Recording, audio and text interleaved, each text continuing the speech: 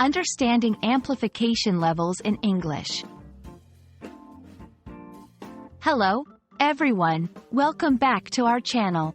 Today, we're diving into an interesting English phrase that might sound a bit technical at first. Amplification levels. Don't worry. By the end of this video, you'll understand what it means and how you can use it in your conversations and writing. So, let's get started.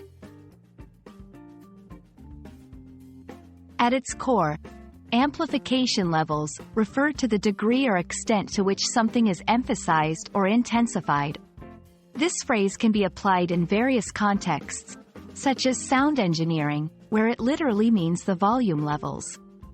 However, in everyday English, it's often used metaphorically to talk about the extent of focus, attention, or detail given to a particular subject or issue.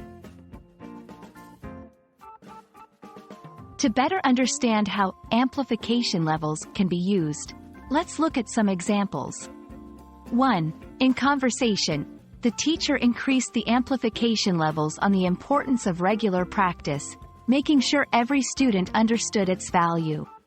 2. In writing, the report's amplification levels on the recent data breaches highlight the critical need for enhanced cybersecurity measures. These examples show that adjusting the amplification levels can mean giving more attention or making something more prominent. Adjusting amplification levels is about modifying how much emphasis you place on something. Here are a few ways to do this. Use of adjectives and adverbs. Adding descriptive words can increase the amplification levels of your message. For example, saying extremely important instead of just important. Repetition. Repeating a point in different ways can also amplify its significance. Providing examples or evidence. This can significantly raise the amplification levels by showing the real-world importance or impact of a point.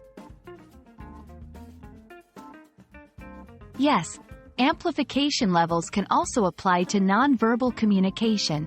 For instance, body language and facial expressions can amplify or reduce the perceived intensity of a message.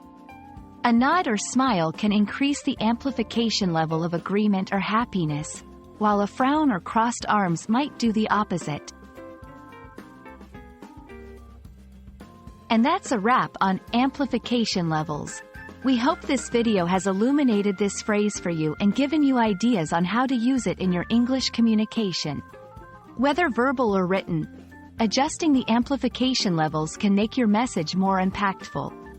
Thank you for watching, and don't forget to practice what you've learned today. See you in the next video.